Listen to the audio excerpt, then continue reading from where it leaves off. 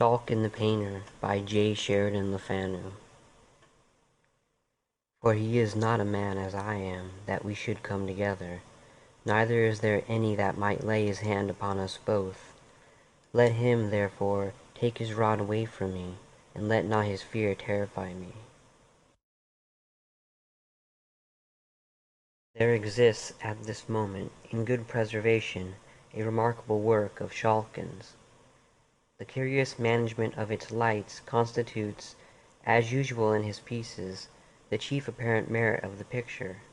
I say apparent, for in its subject, and not in its handling, however exquisite, consists its real value. The picture represents the interior of what might be a chamber in some antique religious building, and its foreground is occupied by a female figure in a species of white robe, part of which is arranged so as to form a veil. The dress, however, is not that of any religious order. In her hand the figure bears a lamp, by which alone her figure and face are illuminated, and her features wear such an arch smile as well becomes a pretty woman when practicing some prankish roguery. In the background, and, excepting where the dim red light of an expiring fire serves to define the form, in total shadow, stands the figure of a man dressed in the old Flemish fashion, in an attitude of alarm, his hand being placed upon the hilt of his sword, which he appears to be in the act of drawing. There are some pictures which impress one, I know not how, with a conviction that they represent not the mere ideal shapes and combinations which have floated through the imagination of the artist, but scenes, faces, and situations which have actually existed. There is in that strange picture something that stamps it as the representation of a reality, and such in truth it is, for it faithfully records a remarkable and mysterious occurrence, and perpetuates in the face of the female figure, which occupies the most prominent place in the design, an accurate portrait of Rose Velderkaust, the niece of Gerard Dow, the first and, I believe, the only love of Godfrey Shulkin. My great-grandfather knew the painter well, and from Shulkin himself he learned the fearful story of the painting, and from him too he ultimately received the picture itself as a bequest. The story and the picture have become heirlooms in my family, and having described the latter, I shall, if you please, attempt to relate the tradition which has descended with the canvas. There are few forms on which the mantle of romance hangs more ungracefully than upon that of the uncouth Shulkin, the boorish but most cunning worker in oils, whose pieces delight the critics of our day almost as much as his manners disgusted the refined of his own. And yet this man, so rude, so dogged, so slovenly, in the midst of his celebrity, had in his obscure but happier days played the hero in a wild romance of mystery and passion. When Shulkin studied under the immortal Gerard Dow, he was a very young man, and in spite of his phlegmatic temperament, he at once fell over head and ears in love with the beautiful niece of his wealthy master. Rose Velderkaust was still younger than he, having not yet attained her 17th year, and, if tradition speaks truth, possessed all the soft and dimpling charms of the fair, light-haired Flemish maidens. The young painter loved honestly and fervently. His frank adoration was rewarded. He declared his love, and extracted a faltering confession in return. He was the happiest and proudest painter in all Christendom. But there was somewhat to dash his elation. He was poor and undistinguished. He dared not ask old Gerard for the hand of his sweet ward. He must first win a reputation and a competence. There were, therefore, many dread uncertainties and cold days before him. He had to fight his way against sore odds, but he had won the heart of dear Rose Velderkaust, and that was half the battle. It is needless to say his exertions were redoubled, and his lasting celebrity proves that his industry was not unrewarded by success.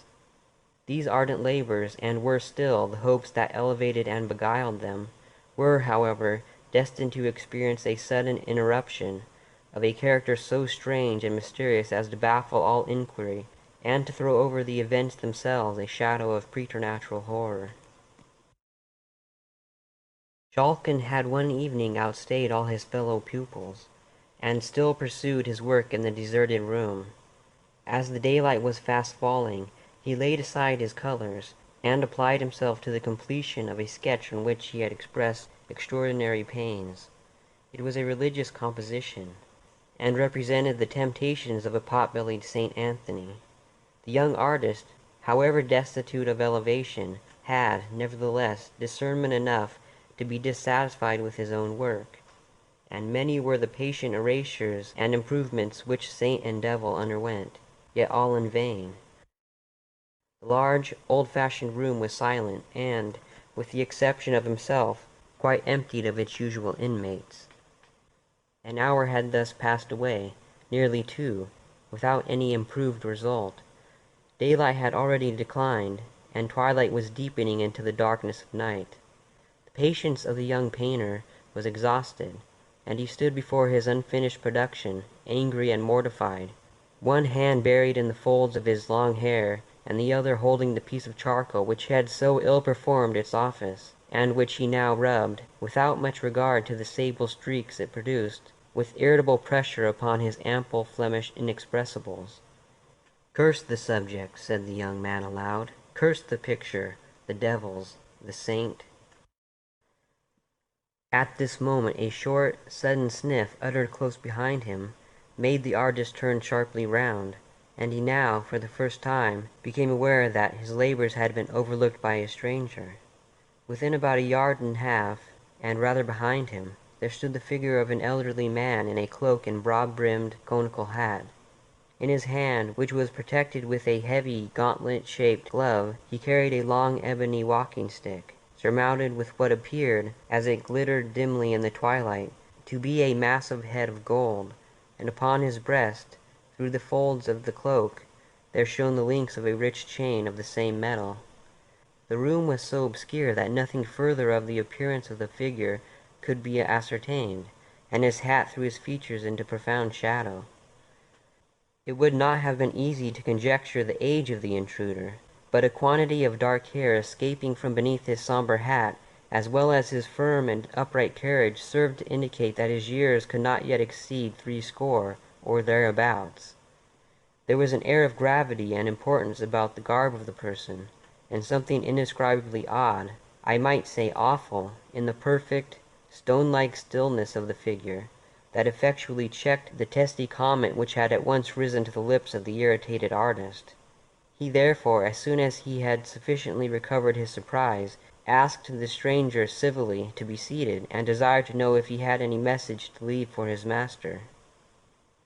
"Tell Gerard Dow," said the unknown, without altering his attitude in the smallest degree, "that Mynheer Vanderhausen of Rotterdam desires to speak with him on tomorrow evening at this hour, and if he please, in this room, upon matters of weight, that is all." The stranger, having finished this message, turned abruptly, and, with a quick but silent step, quitted the room, before Schalken had time to say a word in reply. The young man felt a curiosity to see in what direction the burgher of Rotterdam would turn, on quitting the studio, and for that purpose he went directly to the window which commanded the door. A lobby of considerable extent intervened between the inner door of the painter's room and the street entrance, so that Schalken occupied the post of observation before the old man could possibly have reached the street. He watched in vain, however. There was no other mode of exit. Had the queer old man vanished, or was he lurking about the recesses of the lobby for some sinister purpose? This last suggestion filled the mind of Schalken with a vague uneasiness, which was so unaccountably intense as to make him alike afraid to remain in the room alone and reluctant to pass through the lobby. However, with an effort which appeared very disproportioned to the occasion, he summoned resolution to leave the room, and, having locked the door and thrust the key in his pocket, without looking to the right or left, he traversed the passage which had so recently, perhaps still, contained the person of his mysterious visitant, scarcely venturing to breathe till he had arrived in the open street.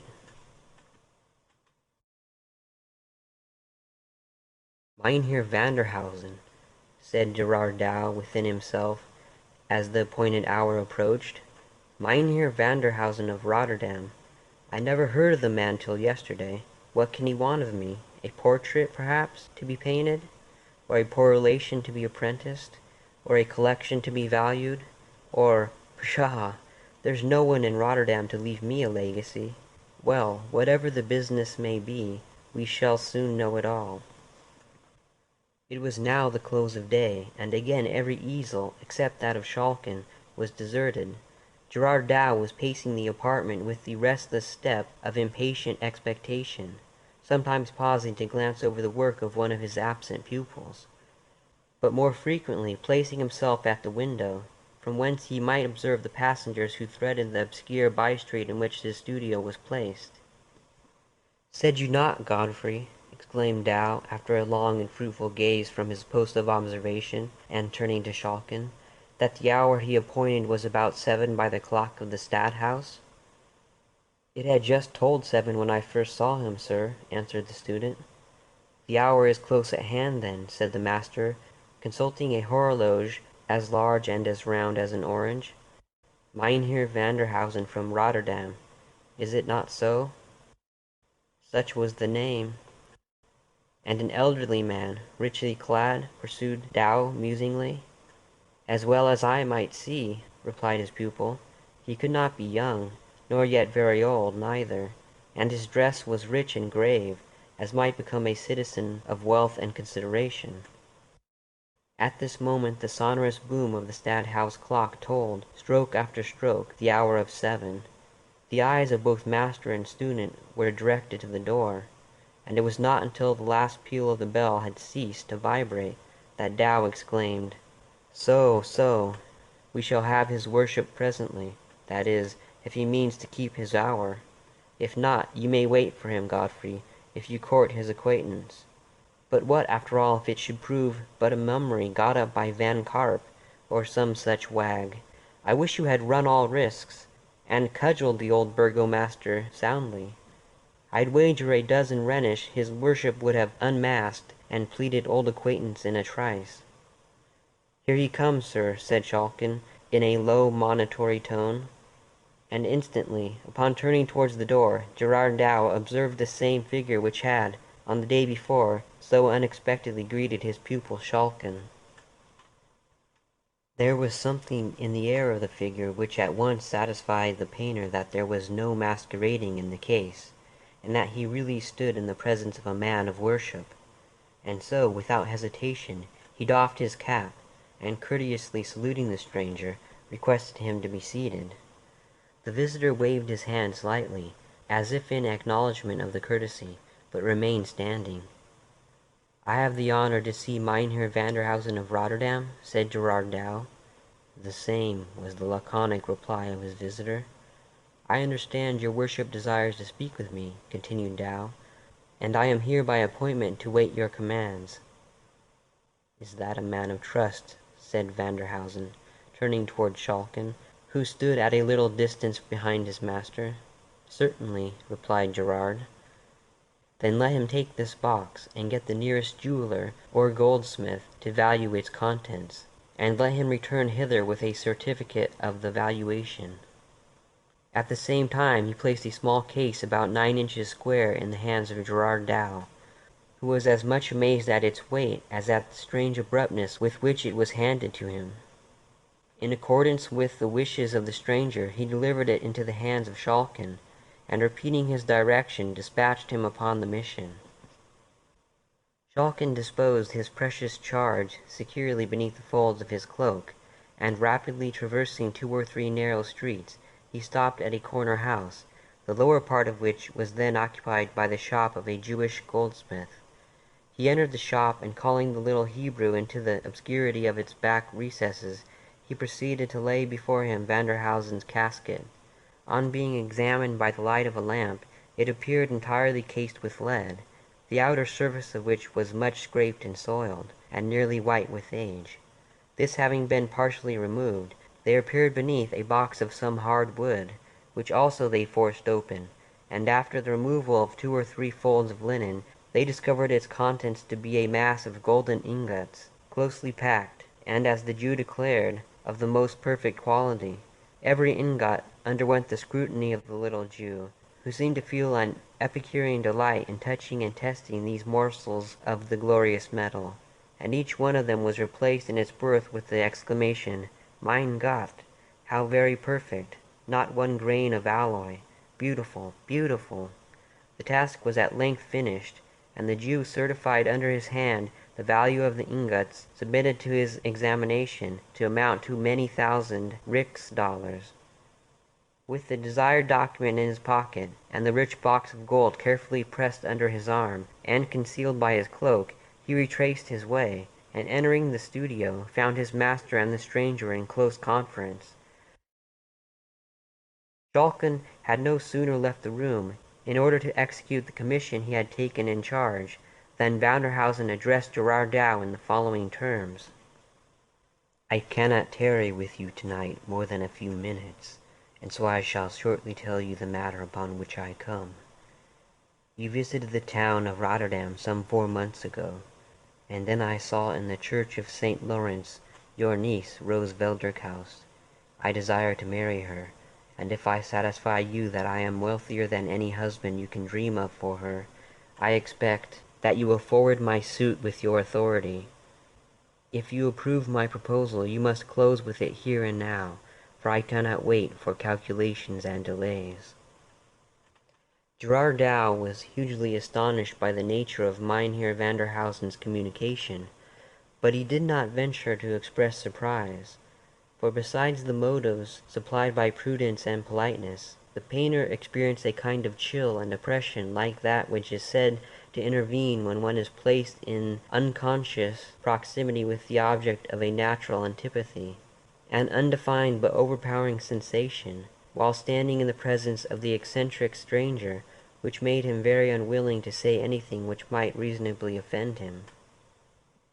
"I have no doubt," said Gerard, after 2 or 3 prefatory hems, "that the alliance which you propose would prove alike advantageous and honorable to my niece, but you must be aware that she has a will of her own, and may not acquiesce in what we may design for her advantage." "Do not seek to deceive me, Sir Painter," said Vanderhausen. "You are her guardian, she is your ward. She is mine if you like to make her so." The man of Rotterdam moved forward a little as he spoke, and Gerard Dow, he scarcely knew why, inwardly prayed for the speedy return of Schalken.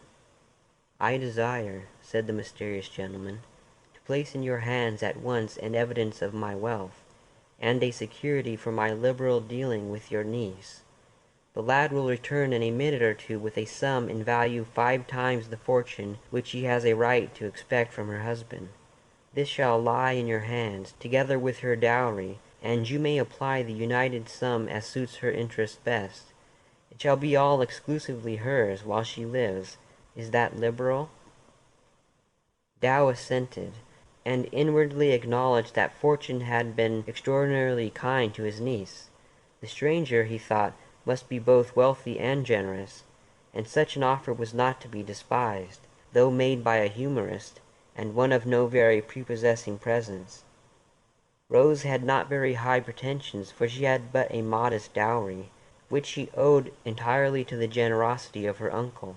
Neither had she had any right to raise exceptions on the score of birth, for her own origin was far from splendid, and as the other objections, Gerard resolved, and indeed, by the usages of the time, was warranted in resolving, not to listen to them for a moment.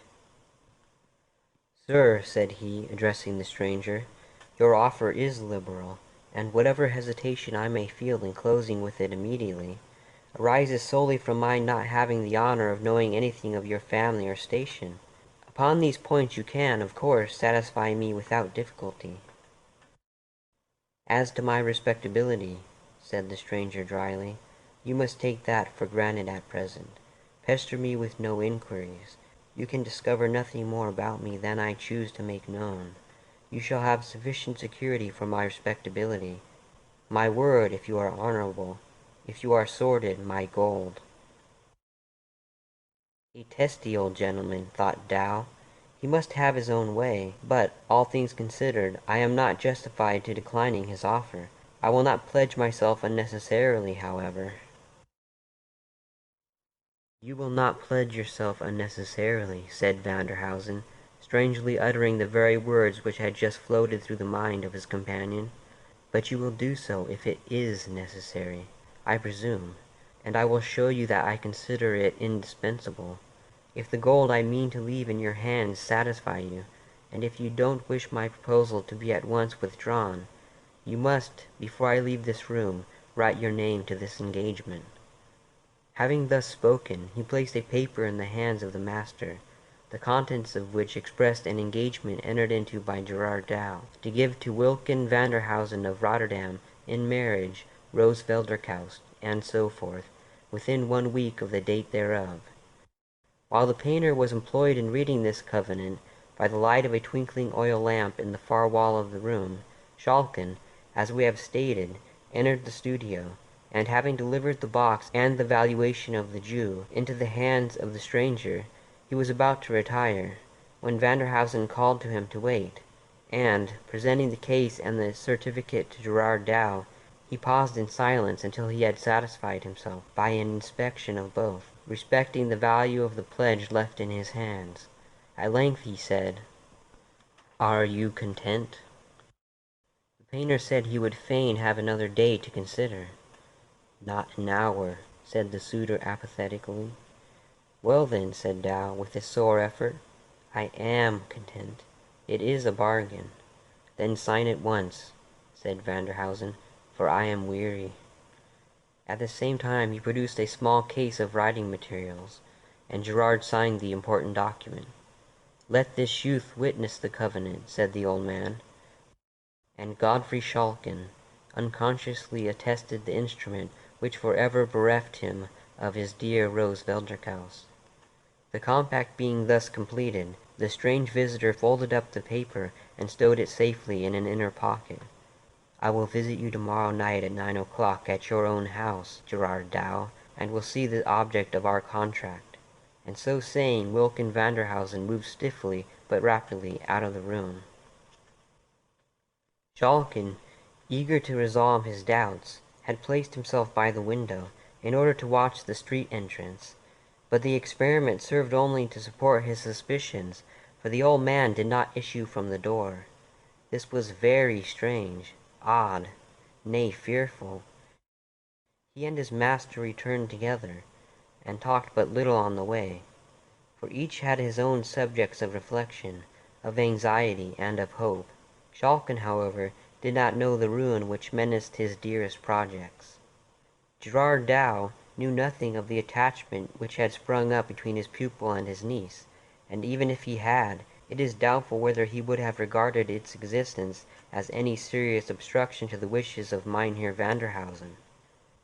Marriages were then and there matters of traffic and calculation, and it would have appeared as absurd in the eyes of the guardian to make a mutual attachment an essential element in a contract of the sort as it would have been to drop his bonds and receipts in the language of romance. The painter, however, did not communicate to his niece the important step which he had taken in her behalf, a forbearance caused not by any anticipated opposition on her part, but solely by a ludicrous consciousness that if she were to ask him for a description of her destined bridegroom, he would be forced to confess that he had not once seen his face, and if called upon, would find it absolutely impossible to identify him. Upon the next day, Gerard Dow, after dinner, called his niece to him, and having scanned her person with an air of satisfaction, he took her hand, and looking upon her pretty innocent face with a smile of kindness, he said, "Rose, my girl, that face of yours will make your fortune." Rose blushed and smiled. Such faces and such tempers seldom go together, and when they do, the compound is a love charm. Few heads or hearts can resist. Trust me, you will soon be a bride, girl. But this is trifling, and I am pressed for time, so make ready the large room by 8 o'clock tonight, and give directions for supper at 9. I expect a friend, and observe me, child, do you trick yourself out handsomely. I will not have him think us poor or sluttish." With these words he left her, and took his way to the room in which his pupils worked.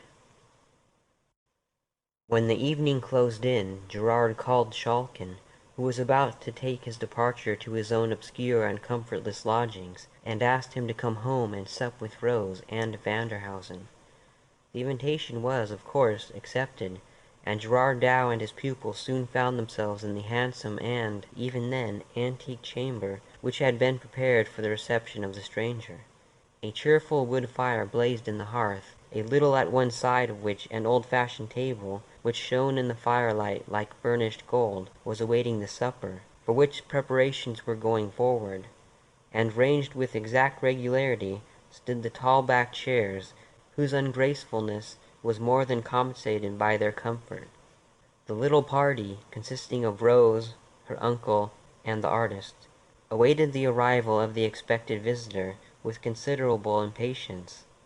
9 o'clock at length came, and with it a summons at the street door, which being speedily answered, was followed by a slow and emphatic tread upon the staircase. The steps moved heavily across the lobby. The door of the room in which the party we have described were assembled slowly opened, and there entered a figure which startled, almost appalled, the phlegmatic Dutchman, and nearly made Rose scream with terror. It was the form, and arrayed in the garb of Mynheer Vanderhausen. The air, the gait, the height were the same, but the features had never been seen by any of the party before. The stranger stopped at the door of the room, and displayed his form and face completely. He wore a dark-colored cloth cloak, which was short and full, not falling quite to his knees. His legs were cased in dark purple silk stockings, and his shoes were adorned with roses of the same color.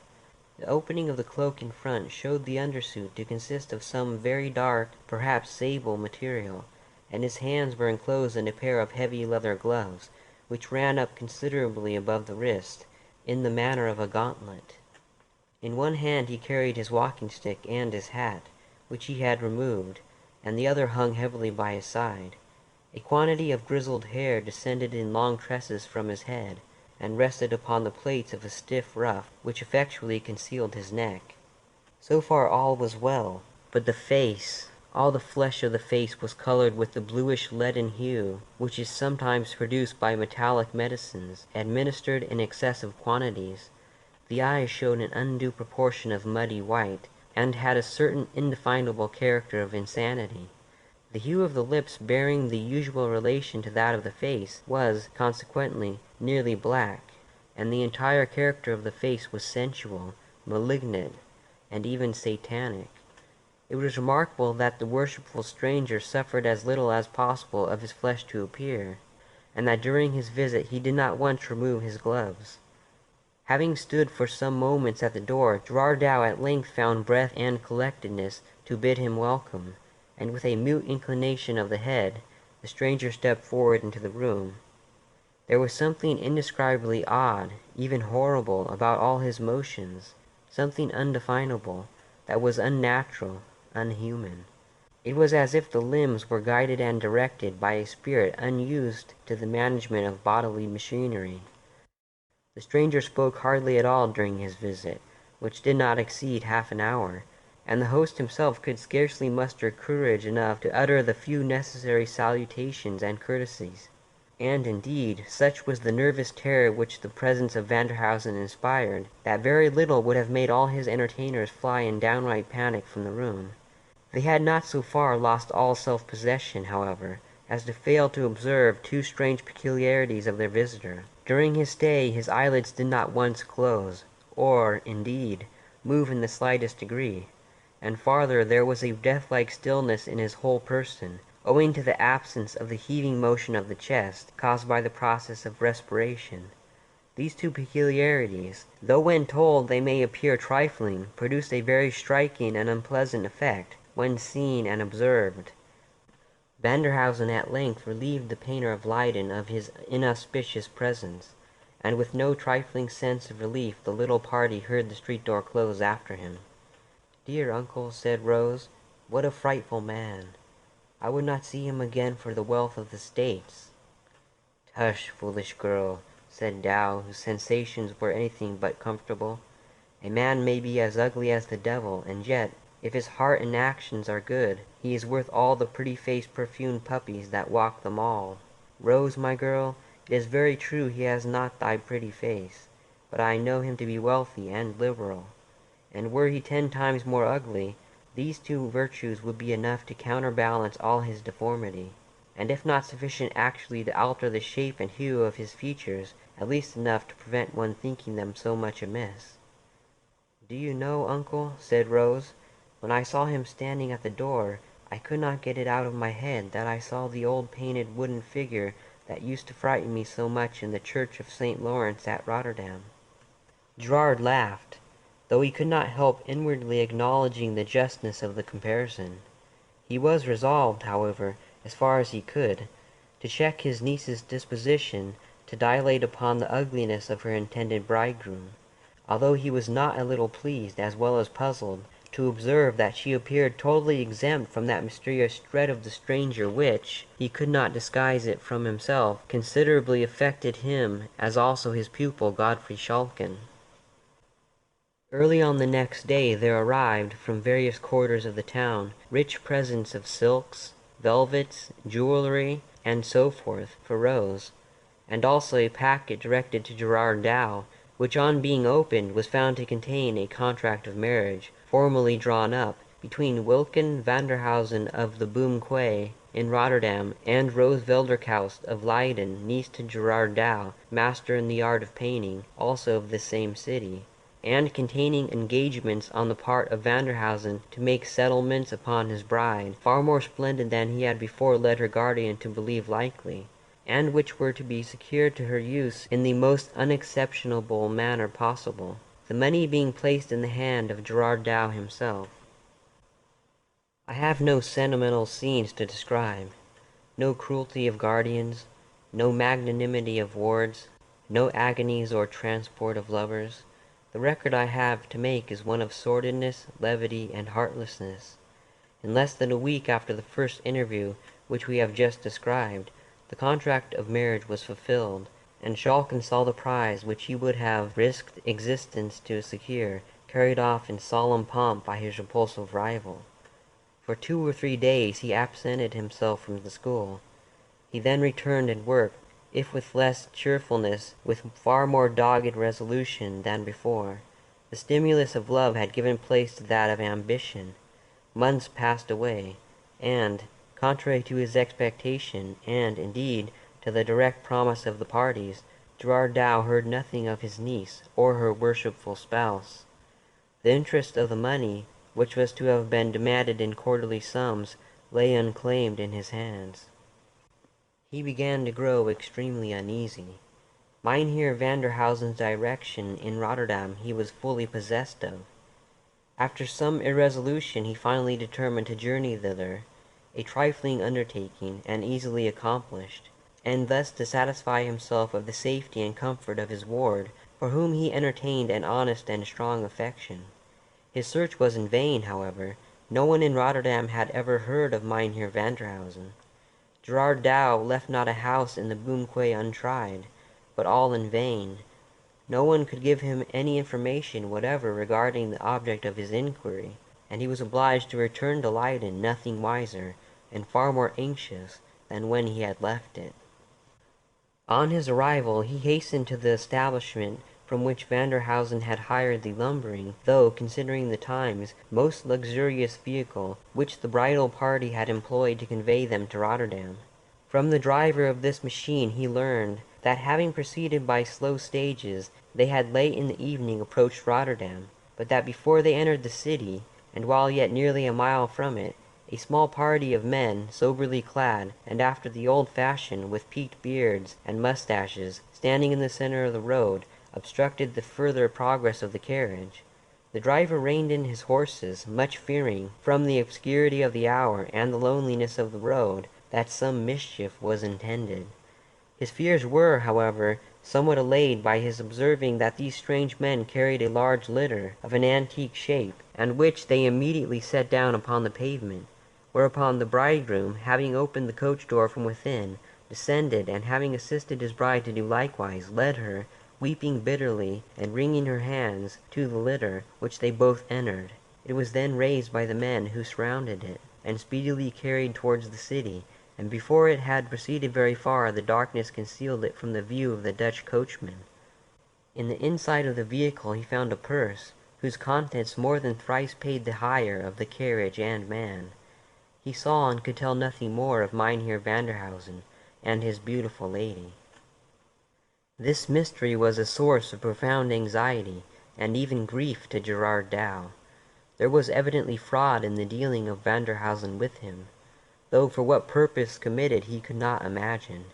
He greatly doubted how far it was possible for a man possessing such a countenance to be anything but a villain, and every day that passed without his hearing from or of his niece, instead of inducing him to forget his fears, on the contrary, tended more and more to aggravate them. The loss of her cheerful society tended also to depress his spirits, and in order to dispel the gloom which often crept upon his mind after his daily occupations were over, he was wont frequently to ask Schalken to accompany him home and share his otherwise solitary supper. One evening the painter and his pupil were sitting by the fire, having accomplished a comfortable meal, and had yielded to the silent and delicious melancholy of digestion, when their ruminations were disturbed by a loud sound at the street door, as if occasioned by some person rushing and scrambling vehemently against it. A domestic had run without delay to ascertain the cause of the disturbance, and they heard him twice or thrice interrogate the applicant for admission, but without eliciting any other answer but a sustained reiteration of sounds. They heard him then open the hall door, and immediately there followed a light and rapid tread on the staircase. Schalken advanced towards the door. It opened before he reached it, and Rose rushed into the room. She looked wild, fierce and haggard with terror and exhaustion, but her dress surprised them as much as even her unexpected appearance. It consisted of a kind of white woolen wrapper, made close about the neck, and descending to the very ground. It was much deranged and travel-soiled. The poor creature had hardly entered the chamber when she fell senseless on the floor. With some difficulty they succeeded in reviving her, and on recovering her senses, she instantly exclaimed in a tone of terror rather than mere impatience, "Wine! Wine! Quickly, or I'm lost!" Astonished and almost scared at the strange agitation in which the call was made, they at once administered to her wishes, and she drank some wine with a haste and eagerness which surprised them. She had hardly swallowed it when she exclaimed with the same urgency, "Food, for God's sake, food, at once, or I perish!" A considerable fragment of a roast joint was upon the table, and Schalken immediately began to cut some, but he was anticipated, for no sooner did she see it than she caught it, a more than mortal image of famine, and with her hands and even with her teeth she tore off the flesh and swallowed it. When the paroxysm of hunger had been a little appeased, she appeared on a sudden overcome with shame, or it may have been that other more agitating thoughts overpowered and scared her, for she began to weep bitterly and to wring her hands. "Oh, send for a minister of God," said she. "I am not safe till he comes. Send for him speedily." Gerard Dow dispatched a messenger instantly, and prevailed on his niece to allow him to surrender his bedchamber to her use. He also persuaded her to retire to it at once to rest. Her consent was extorted upon the condition that they would not leave her for a moment. "Oh, that the holy man were here," she said.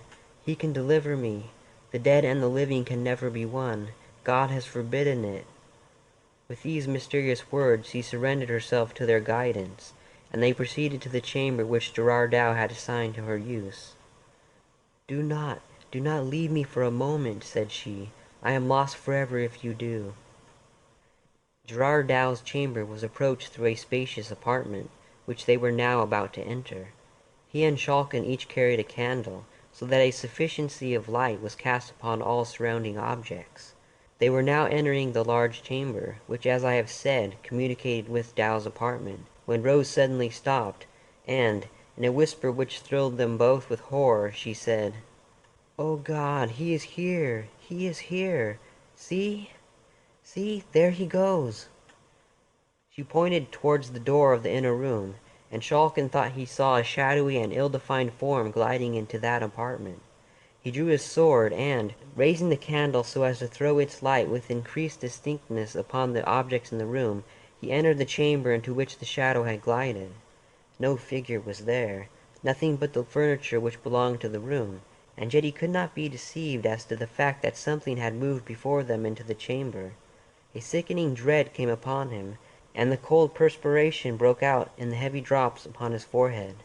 Nor was he more composed when he heard the increased urgency and agony of entreaty with which Rose implored them not to leave her for a moment. "I saw him," said she. "He's here. I cannot be deceived. I know him. He's by me. He is with me. He's in the room.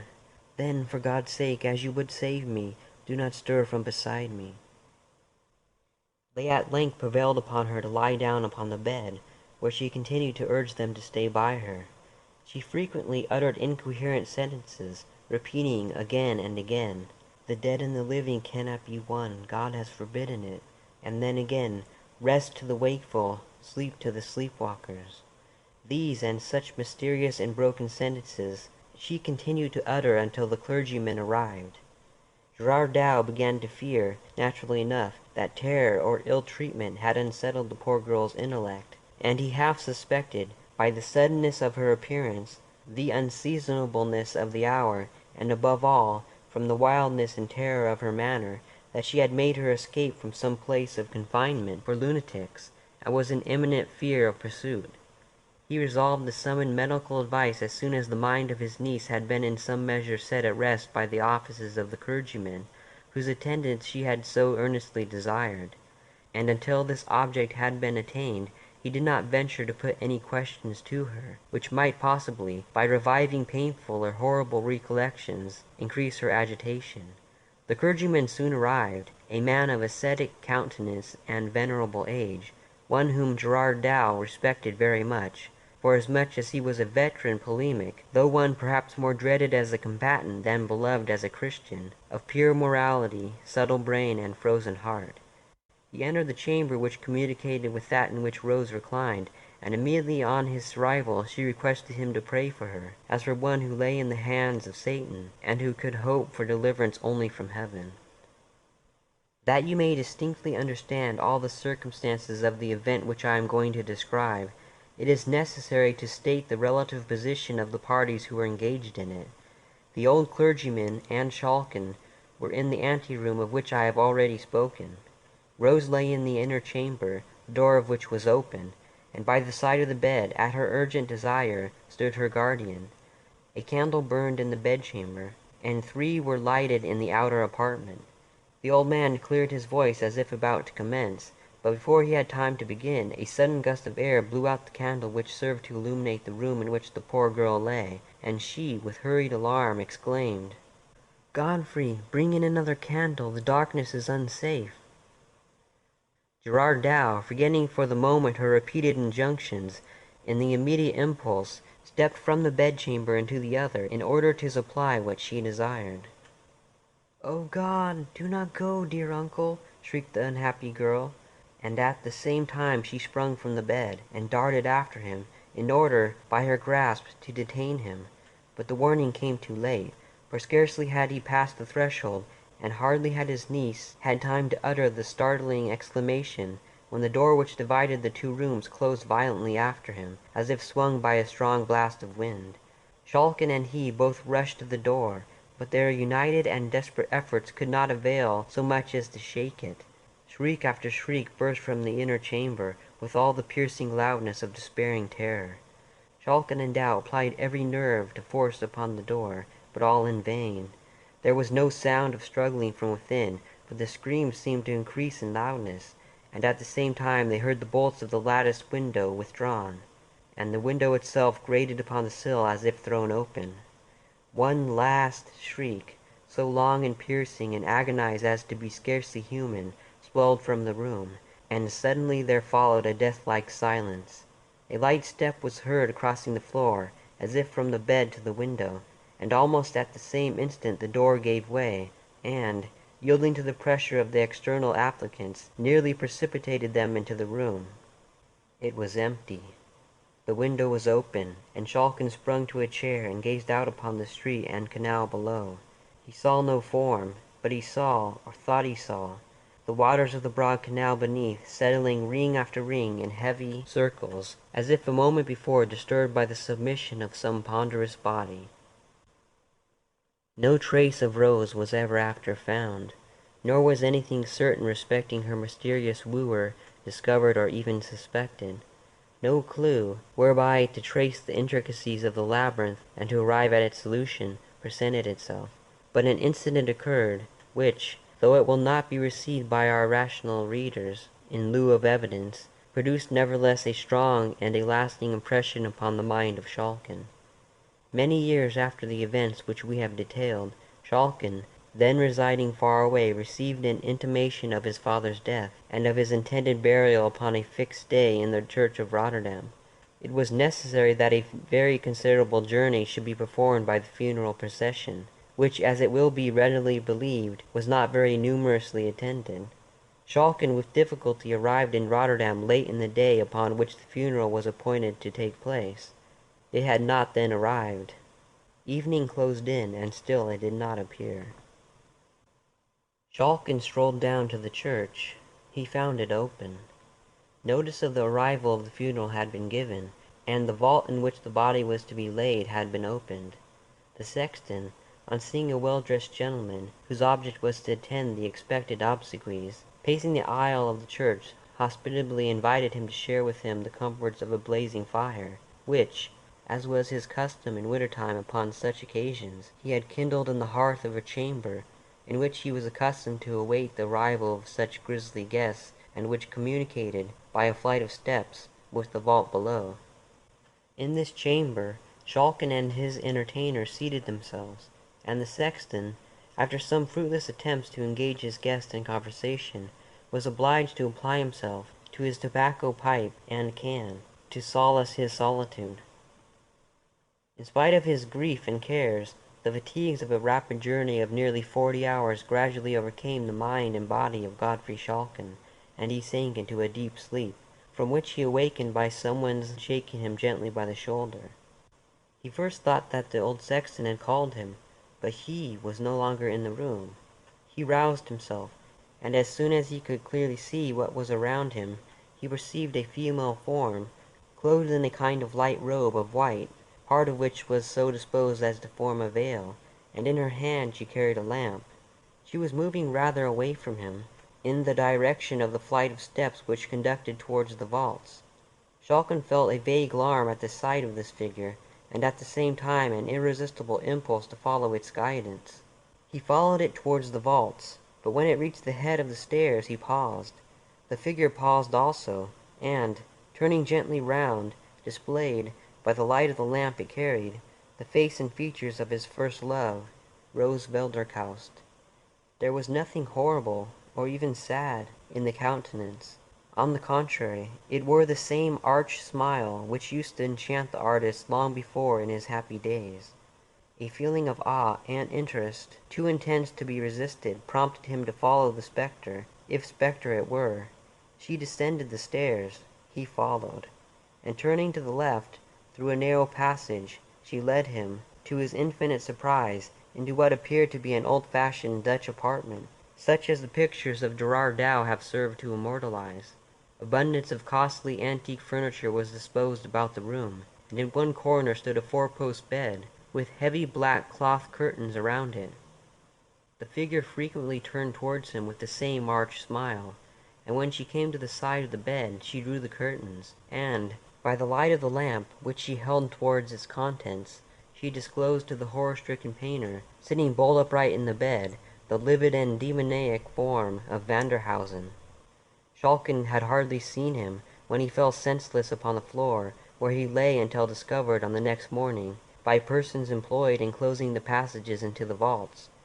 He was lying in a cell of considerable size, which had not been disturbed for a long time, and he had fallen beside a large coffin, which was supported upon small pillars, a security against the attacks of vermin.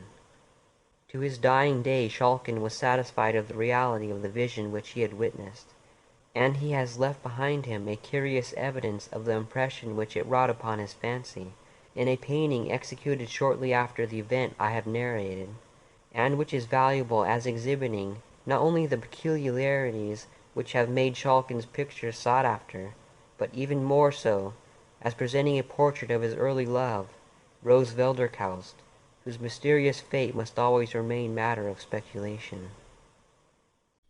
Phantasmagoria by Lewis Carroll. Canto 1. The Trysting.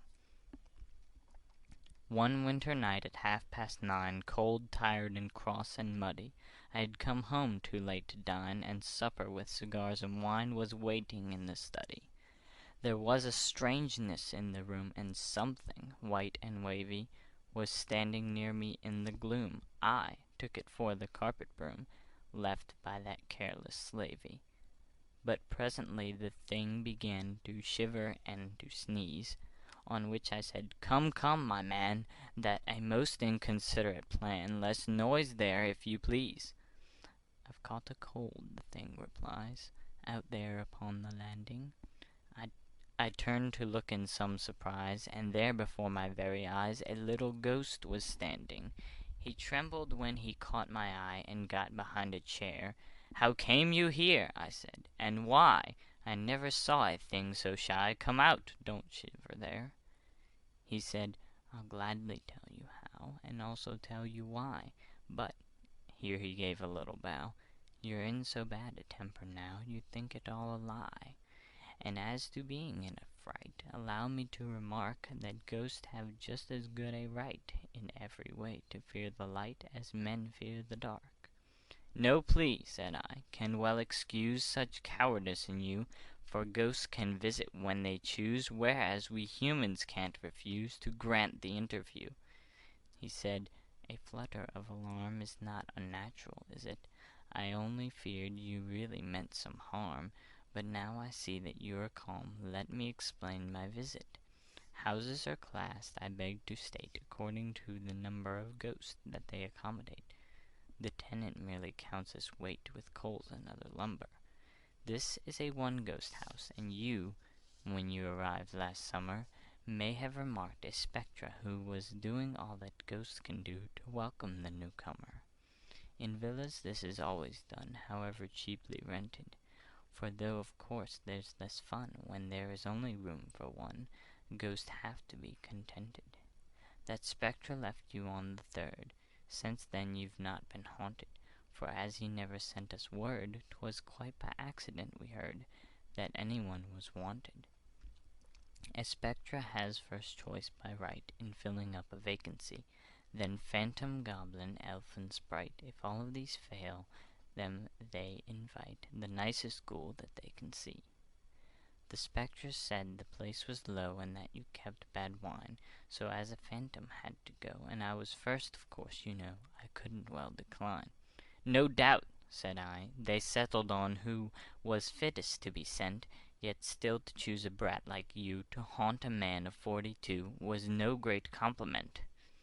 "I'm not so young, sir," he replied, "as you might think. The fact is, in caverns by the waterside, and other places that I've tried, I've had a lot of practice. But I have never taken yet a strict domestic part, and in my flurry I forget the 5 good rules of etiquette we have to know by heart." My sympathies were warming fast towards the little fellow. He was so utterly aghast at having found a man at last, and looked so scared and yellow. "At least," I said, "I'm glad to find a ghost is not a dumb thing. But pray sit down, you'll feel inclined, if like myself you have not dined, to take a snack of something, though certainly you don't appear a thing to offer food to. And then I shall be glad to hear, if you will say them loud and clear, the rules that you allude to." "Thanks, you shall hear them by and by. This is a piece of luck. What may I offer you?" said I. "Well, since you are so kind, I'll try a little bit of duck. 1 slice, and may I ask you for another drop of gravy?" I sat and looked at him in awe, for certainly I never saw a thing so white and wavy. And still he seemed to grow more white, more vapory, and wavier, seen in the dim and flickering light as he proceeded to recite his maxims of behavior.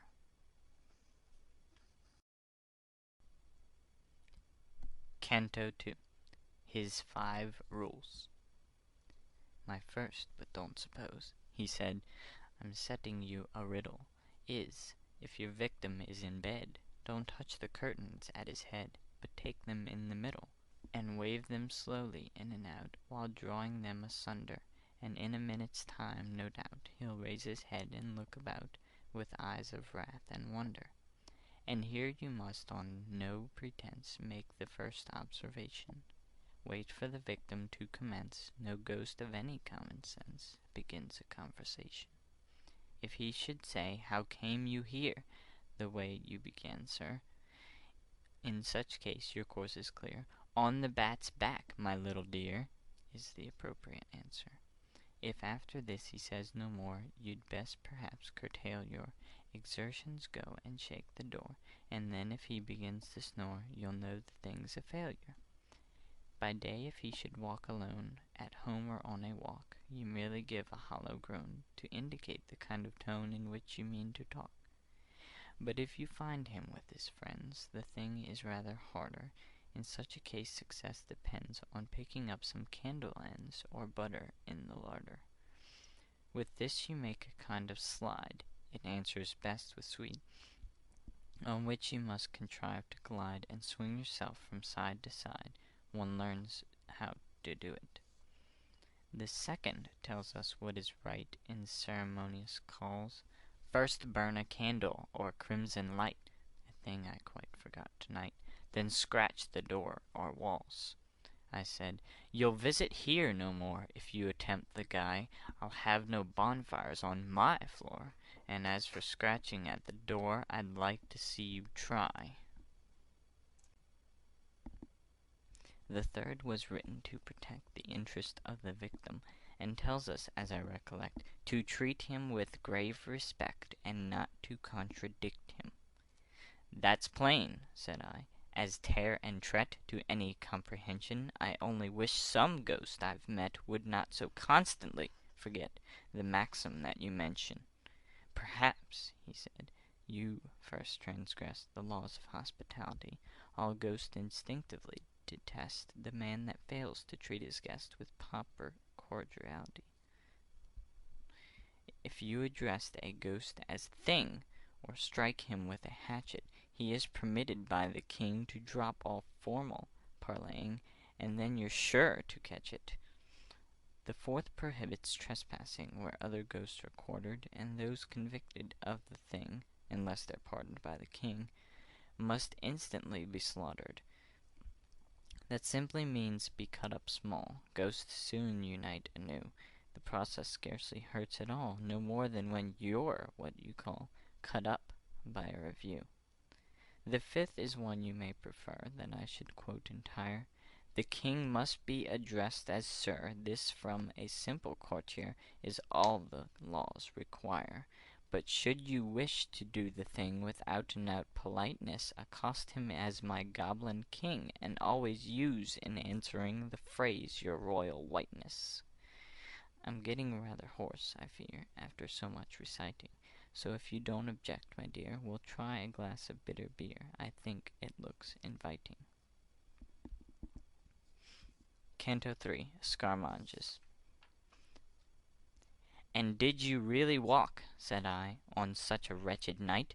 I've always fancied ghosts could fly, if not exactly in the sky, yet at a fairish height." "It's very well," said he, "for kings to soar above the earth, but phantoms often find that wings, like many other pleasant things, cost more than they are worth. Spectres, of course, are rich, and so can buy them from the elves, but we prefer to keep below. They're stupid company, you know, for any but themselves.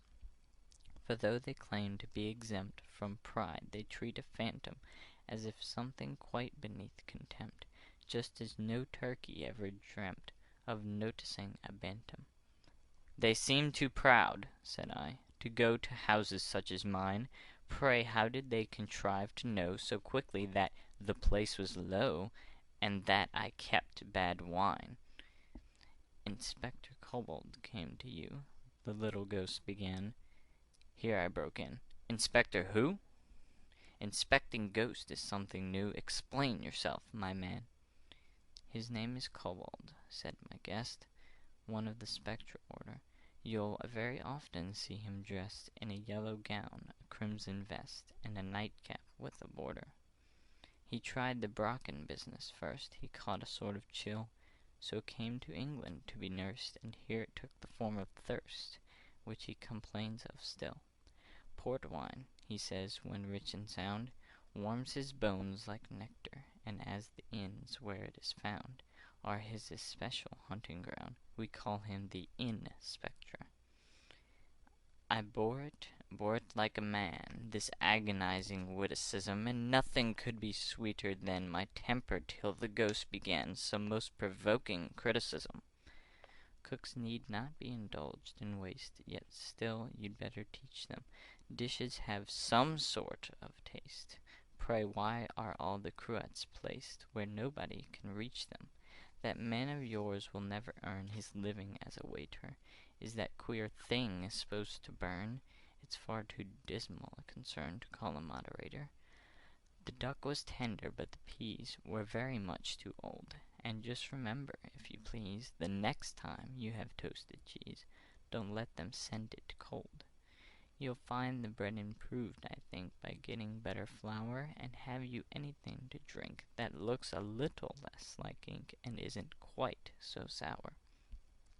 Then peering round with curious eyes, he muttered, "Goodness gracious," and so went on to criticize. Your room's an inconvenient size, it's neither snug nor spacious. That narrow window, I expect, serves but to let the dusk in.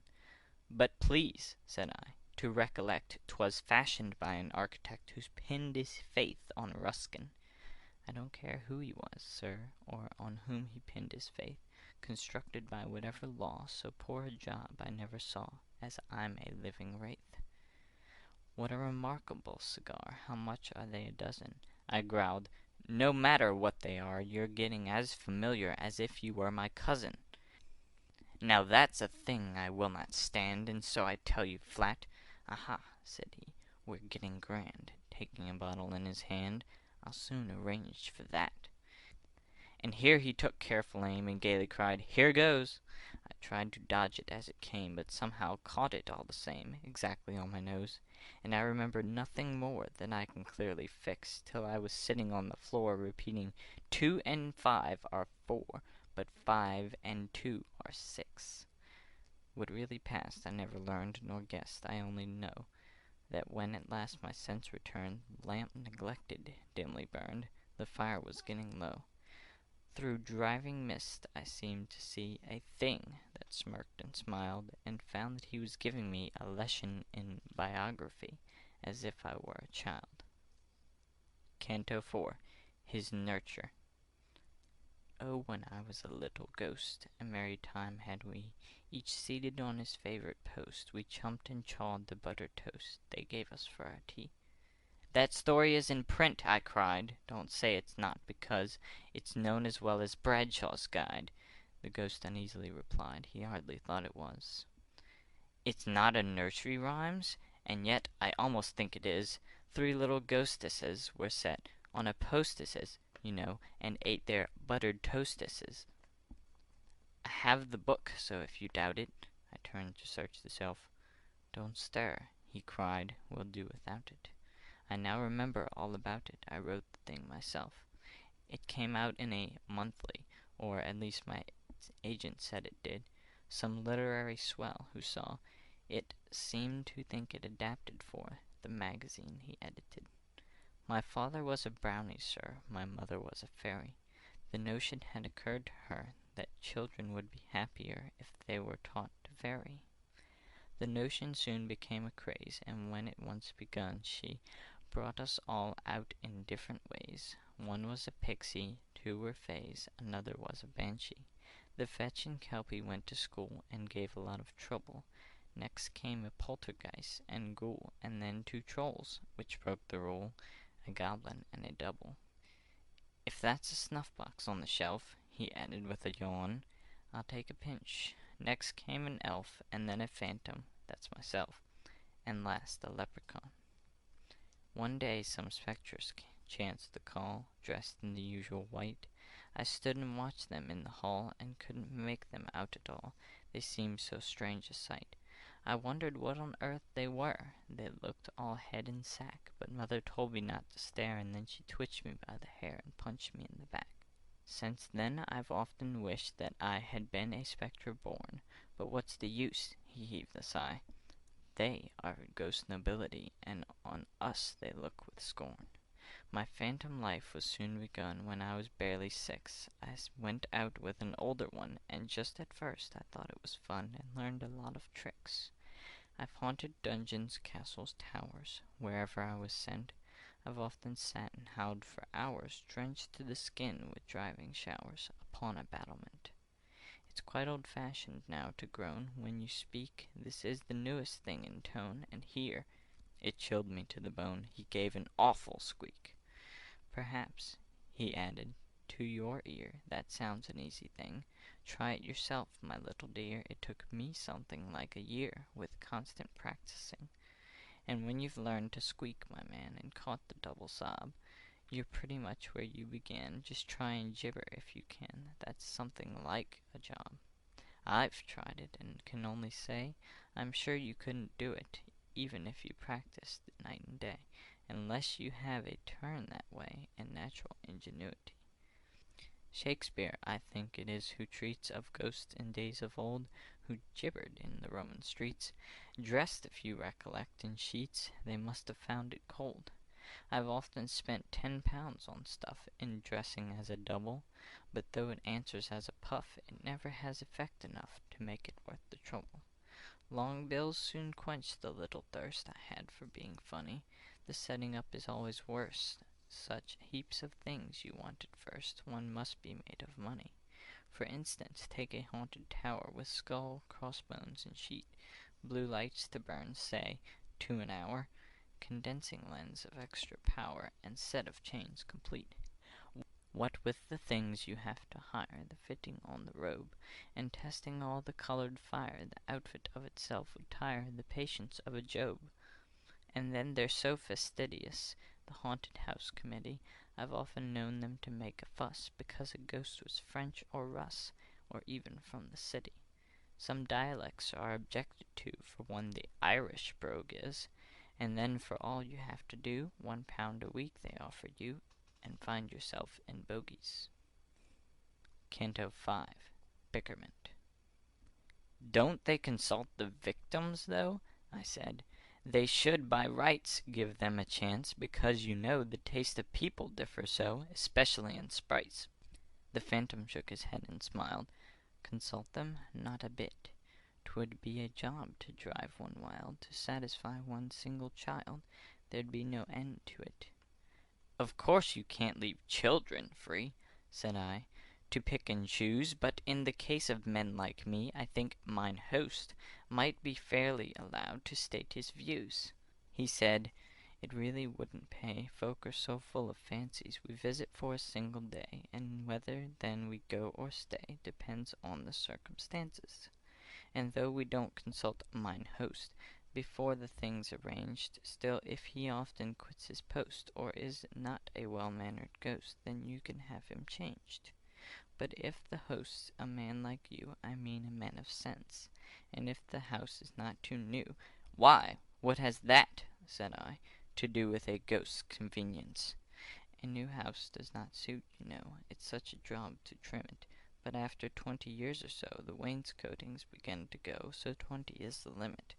To trim was not a phrase I could remember having heard. Perhaps, I said, you'll be so good as to tell me what is understood exactly by that word. It means the loosening all the doors, the ghost replied and laughed. It means the drilling by scores in all the skirting boards and floors to make a thorough draught. You'll sometimes find that 1 or 2 are all you really need to let the wind come whistling through, but here there'll be a lot to do. I faintly gasped, Indeed! If I had been rather later, I'll be bound, I added, trying most unsuccessfully to smile. You'd been busy all this while, trimming and beautifying? Why, no, said he. Perhaps I should have stayed another minute, but still no ghost that's any good, without any introduction, would have ventured to begin it. The proper thing, as you were late, was certainly to go, but with the roads in such a state, I got the night mayor's leave to wait for half an hour or so. "Who's the night mayor?" I cried, instead of answering my question. "Well, if you don't know that," he said, "either you never go to bed or you've a grand digestion. He goes about and sits on folk that eat too much at night. His duties are to pinch and poke and squeeze them till they nearly choke." I said, "It serves them right." "And folk who sup on things like these," he muttered, "eggs and bacon, lobster and duck and toasted cheese.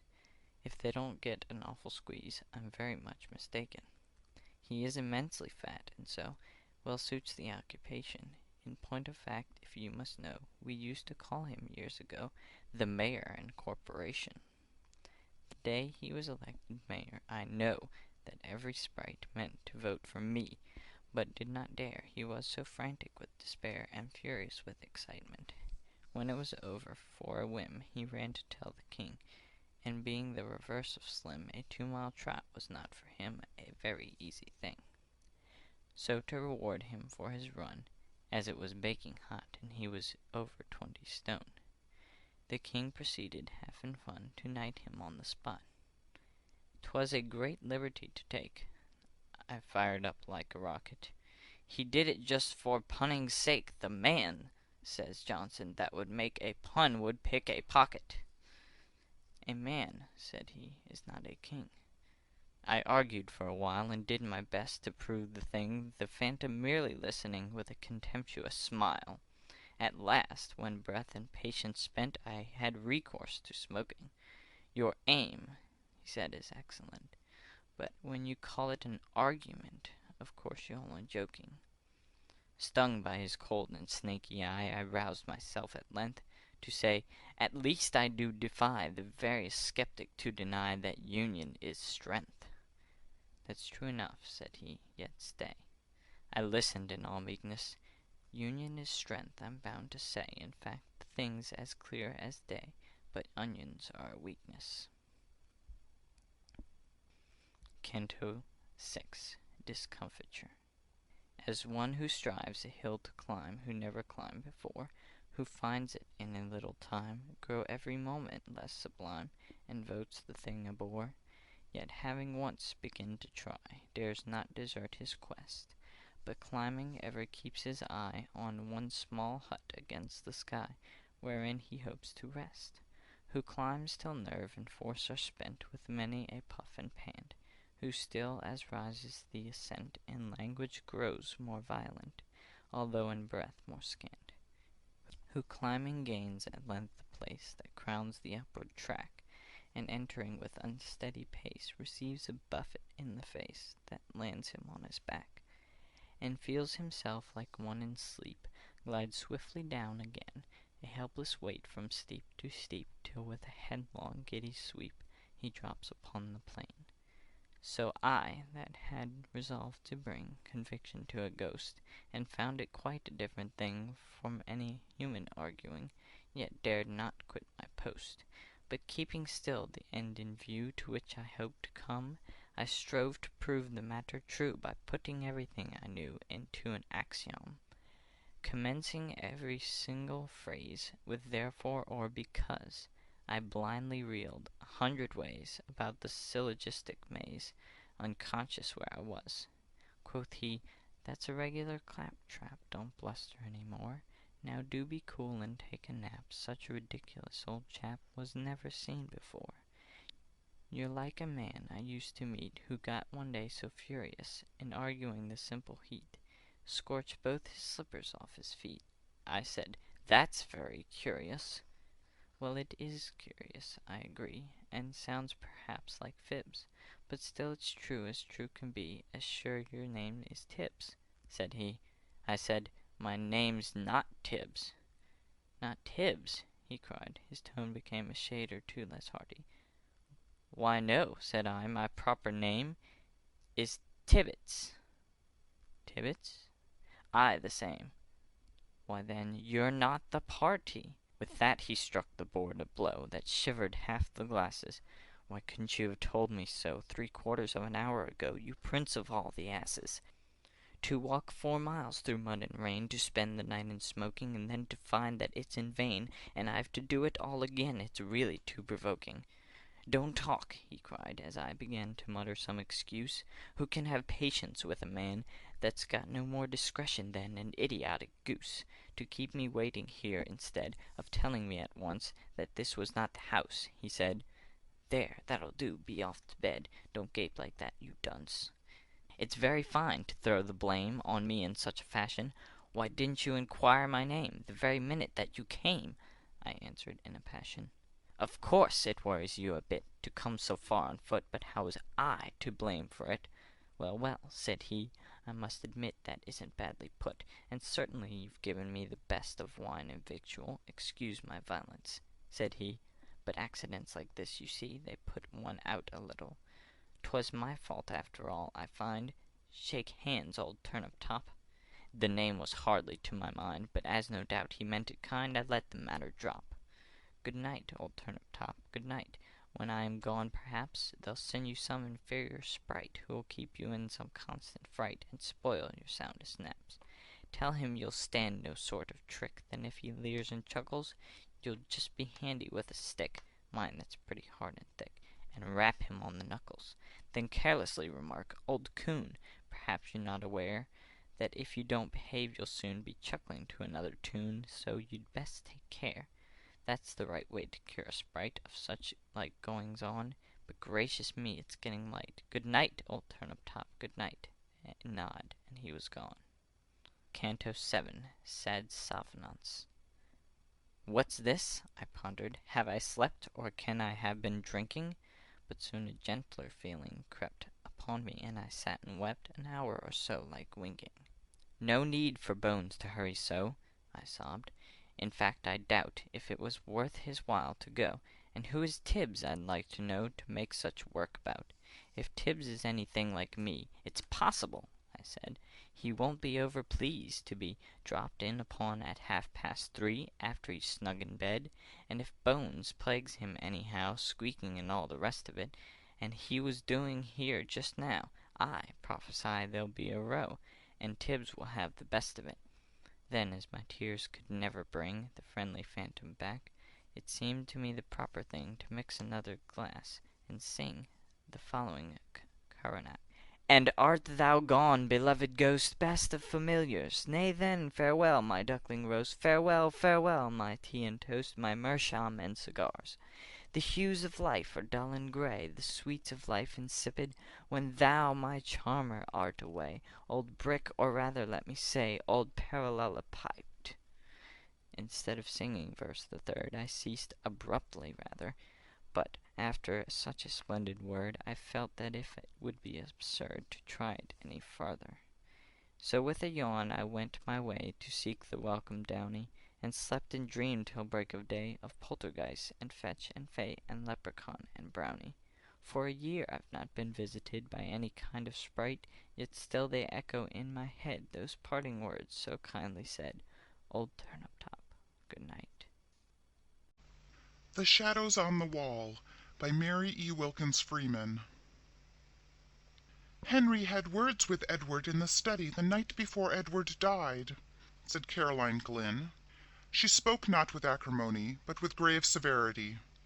Rebecca Ann Glynn gasped by way of assent. She sat in a wide flounce of black silk in the corner of the sofa, and rolled terrified eyes from her sister Caroline to her sister Mrs. Stephen Brigham, who had been Emma Glynn, the one beauty of the family. The latter was beautiful still, with a large, splendid, full-blown beauty.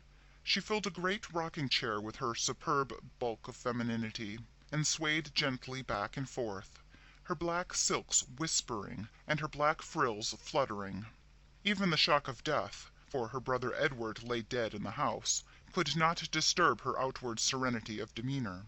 But even her expression of masterly placidity changed before her sister Caroline's announcement, and her sister Rebecca Ann's gasp of terror and distress in response. "I think Henry might have controlled his temper when poor Edward was so near his end," she said with an asperity which disturbed slightly the roseate curves of her beautiful mouth. "Of course he did not know," murmured Rebecca Ann in a faint tone. "Of course he did not know it," said Caroline quickly. She turned on her sister with a strange, sharp look of suspicion. Then she shrank as if from the other's possible answer. Rebecca gasped again. The married sister, Mrs. Emma Brigham, was now sitting up straight in her chair. She had ceased rocking and was eyeing them both intently, with a sudden accentuation of family likeness in her face. "What do you mean?" she said impartially to them both. Then she too seemed to shrink before a possible answer. She even laughed an evasive sort of laugh. "Nobody means anything," said Caroline firmly. She rose and crossed the room toward the door with grim decisiveness. "Where are you going?" asked Mrs. Brigham. "I have something to see to," replied Caroline, and the others at once knew by her tone that she had some solemn and sad duty to perform in the chamber of death. "Oh," said Mrs. Brigham. After the door had closed behind Caroline, she turned to Rebecca. "Did Henry have many words with him?" she asked. "They were talking very loud," replied Rebecca evasively. Mrs. Brigham looked at her. She had not resumed rocking. She still sat up straight, with a slight knitting of intensity on her fair forehead between the pretty rippling curves of her auburn hair. "Did you ever hear anything?" she asked in a low voice, with a glance toward the door. "I was just across the hall in the south parlor, and that door was open and this door ajar," replied Rebecca with a slight flush. "Then you must have." "I couldn't help it." "Everything?" "Most of it." "What was it?" "The old story." "I suppose Henry was mad, as he always was, because Edward was living on here for nothing, when he had wasted all the money father left him." Rebecca nodded with a fearful glance at the door. When Emma spoke again her voice was still more hushed. "I know how he felt," said she. "It must have looked as if Edward was living at his expense, but he wasn't." "No, he wasn't." "And Edward had a right here according to the terms of father's will, and Henry ought to have remembered it." "Yes, he ought." "Did he say hard things?" "Pretty hard, from what I heard." "What?" "I heard him tell Edward that he had no business here at all, and he thought he had better go away." "What did Edward say?"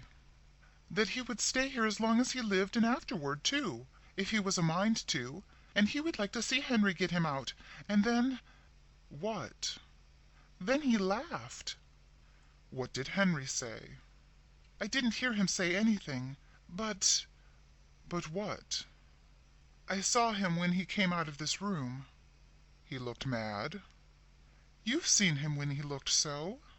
Emma nodded. The expression of horror on her face had deepened. "Do you remember that time he killed the cat because she had scratched him?" "Yes, don't!" Then Caroline re-entered the room. She went up to the stove, in which a wood fire was burning. It was a cold, gloomy day of fall, and she warmed her hands, which were reddened from recent washing in cold water. Mrs. Brigham looked at her and hesitated. She glanced at the door, which was still ajar. It did not easily shut, being still swollen with the damp weather of the summer. She rose and pushed it together with a sharp thud, which jarred the house. Rebecca started painfully with a half exclamation. Caroline looked at her disapprovingly. "It is time you controlled your nerves, Rebecca," she said. Mrs. Brigham returned from the closed door, said imperiously that it ought to be fixed. It shut so hard. "It will shrink enough after we have had the fire a few days," replied Caroline. "I think Henry ought to be ashamed of himself for talking as he did to Edward," said Mrs. Brigham abruptly, but in an almost inaudible voice. "Hush!" said Caroline, with a glance of actual fear at the closed door. "Nobody can hear with the door shut. I say again, I think Henry ought to be ashamed of himself. I shouldn't think he'd ever get over it, having words with poor Edward the very night before he died. Edward was enough sight better disposition than Henry, with all his faults." "I never heard him speak a cross word, unless he spoke cross to Henry that last night. I don't know but he did, from what Rebecca overheard." "Not so much cross as sort of soft and sweet and aggravating," sniffed Rebecca. "What do you think really ailed Edward?" asked Emma in hardly more than a whisper. She did not look at her sister. "I know you said that he had terrible pains in his stomach and had spasms, but what do you think made him have them?" Henry called it gastric trouble. You know Edward has always had dyspepsia. Mrs. Brigham hesitated a moment. Was there any talk of an examination? Said she. Then Caroline turned on her fiercely. No, said she in a terrible voice, no. The three sisters' souls seemed to meet on one common ground of terrified understanding through their eyes. The old-fashioned latch of the door was heard to rattle, and a push from without made the door shake ineffectually. "It's Henry," Rebecca sighed rather than whispered. Mrs. Brigham settled herself, after a noiseless rush across the floor, into her rocking-chair again, and was swaying back and forth with her head comfortably leaning back, when the door at last yielded, and Henry Glynn entered. He cast a covertly sharp, comprehensive glance at Mrs. Brigham with her elaborate calm, at Rebecca quietly huddled on the corner of the sofa with her handkerchief to her face, and only one small uncovered reddened ear, as attentive as a dog's, and at Caroline sitting with a strained composure in her armchair by the stove. She met his eyes quite firmly with a look of inscrutable fear, and defiance of the fear and of him. Henry Glynn looked more like this sister than the others. Both had the same hard delicacy of form and aquilinity of feature. They confronted each other with the pitiless immovability of two statues in whose marble lineaments emotions were fixed for all eternity. Then Henry Glynn smiled, and the smile transformed his face. He looked suddenly years younger, and an almost boyish recklessness appeared in his face. He flung himself into a chair with a gesture which was bewildering from its incongruity with his general appearance. He leaned his head back, flung one leg over the other, and looked laughingly at Mrs. Brigham. "I declare, Emma, you grow younger every year," he said. She flushed a little, and her placid mouth widened at the corners. She was susceptible to praise. "Our thoughts today ought to belong to the one of us who will never grow older," said Caroline in a hard voice. Henry looked at her, still smiling. "Of course, we none of us forget that," said he in a deep, gentle voice. "But we have to speak to the living, Caroline, and I have not seen Emma for a long time, and the living are as dear as the dead." "Not to me," said Caroline. She rose and went abruptly out of the room again. Rebecca also rose and hurried after her, sobbing loudly. Henry looked slowly after them. "Caroline is completely unstrung," said he. Mrs. Brigham rocked. A confidence in him inspired by his manner was stealing over her. Out of that confidence she spoke quite easily and naturally. "His death was very sudden," said she. Henry's eyelids quivered slightly, but his gaze was unswerving. "Yes," said he, "it was very sudden. He was sick only a few hours." "What did you call it?" "Gastric." "You did not think of an examination?" "There was no need. I am perfectly certain as to the cause of his death." Suddenly Mrs. Brigham felt a creep as of some live horror over her very soul. Her flesh prickled with cold before an inflection of his voice. She rose, tottering on weak knees. "Where are you going?" asked Henry in a strange, breathless voice. Mrs. Brigham said something incoherent about some sewing which she had to do, some black for the funeral, and was out of the room. She went up to the front chamber which she occupied. Caroline was there. She went close to her and took her hands, and the two sisters looked at each other. "Don't speak, don't! I won't have it," said Caroline finally in an awful whisper. "I won't," replied Emma. That afternoon the three sisters were in the study. Mrs. Brigham was hemming some black material. At last she laid her work on her lap. "It's no use. I cannot see to sew another stitch until we have a light," said she. Caroline, who was writing some letters at the table, turned to Rebecca in her usual place on the sofa. "Rebecca, you had better get a lamp," she said. Rebecca started up. Even in the dusk her face showed her agitation. "It doesn't seem to me that we need a lamp quite yet," she said in a piteous, pleading voice like a child's. "Yes, we do," returned Mrs. Brigham peremptorily. "I can't see to sew another stitch." Rebecca rose and left the room. Presently she entered with a lamp. She set it on the table, an old-fashioned card table, which was placed against the opposite wall from the window. That opposite wall was taken up with three doors. The one small space was occupied by the table. "What have you put that lamp over there for?" asked Mrs. Brigham, with more of impatience than her voice usually revealed. "Why didn't you set it in the hall and have done with it? Neither Caroline nor I can see if it is on that table." "I thought perhaps you would move," replied Rebecca hoarsely. "If I do move, we can't both sit at that table.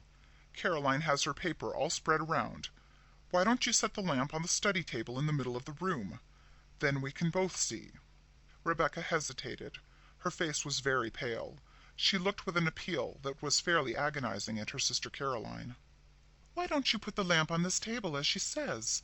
asked Caroline almost fiercely. "Why do you act so, Rebecca?" Rebecca took the lamp and set it on the table in the middle of the room without another word. Then she seated herself on the sofa and placed a hand over her eyes as if to shade them, and remained so. "Does the light hurt your eyes, and is that the reason why you didn't want the lamp?" asked Mrs. Brigham kindly. "I always like to sit in the dark," replied Rebecca chokingly.